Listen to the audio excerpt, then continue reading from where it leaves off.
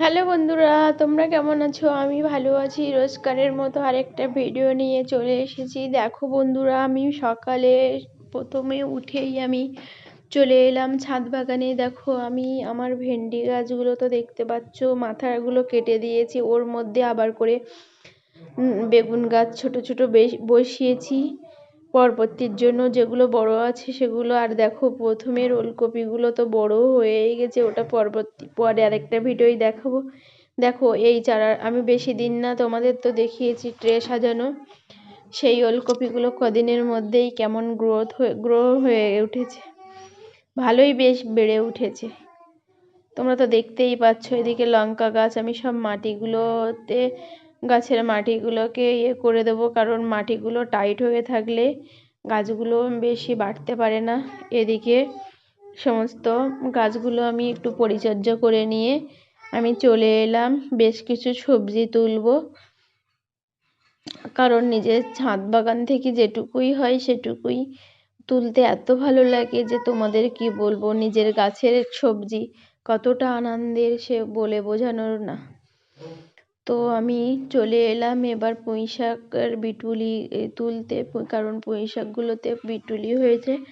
এখন তো শীতের সময় বিটুলিটা ভালো লাগে বেশ খেতে, আর নিজের গাছের টাটকা সবজি সে তো আর বলেই কথা নয়। দেখো আমি পুঁই শাকের বিটুলিগুলো তুলছি, এই মাথার দিক থেকে হালকা হালকা করে সব ডালগুলোকে কেটে নেব। ওই একদিনেই সব তুলবো না, কারণ প্রচুর আছে, আমরা তো কত খাবো, দুজন মানুষ খেয়ে। এবার বেশ অল্প করেই তুলে নেব গাছগুলোর থেকে। এদিকে তোমাদের তো দেখিয়েছি সেদিনের ভিডিওতে, কিছুটা কুমড়ো গাছ কেটেই দিয়েছিলাম, এখনও কিছুটা পরিমাণ আছে, এগুলোও ভাবছি কেটে দেবো।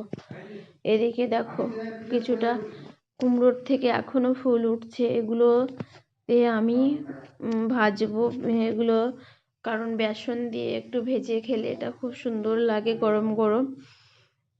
এরপরে দেখো আমি আরও কিছুটা পরিমাণ বিটুলি তুলে নিচ্ছি, কারণ পুঁইশাকগুলো যা মাথার থেকে হয়েছে, পুরানো পুঁইশাকগুলো তো তোলাই হয়নি, বিটুলি করব বলে ওইভাবেই আছে।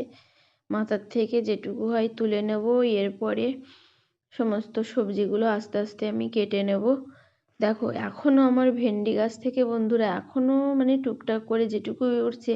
আর এখন কচি ভেন্ডি এত ভালো লাগে খেয়ে, নিজের বাগানের টাটকা সার বিষ কম, কারণ বাজারেরগুলোর থেকে নিজের বাড়ির থেকে।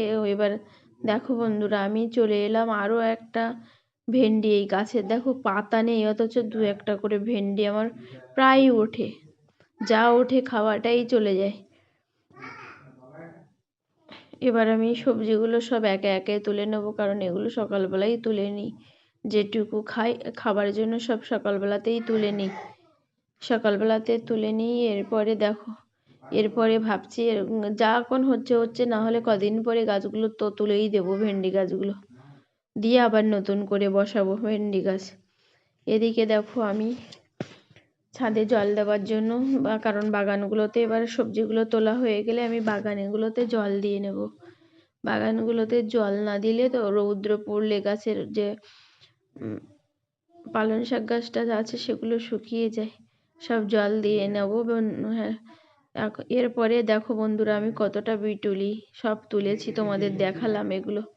কটা ভেন্ডি উঠেছে, অল্প কটাই ভেন্ডি উঠেছে। তো আমার ভিডিওটা ভালো লাগলে তোমরা লাইক কমেন্ট শেয়ার সাবস্ক্রাইব করো, পাশে থেকো।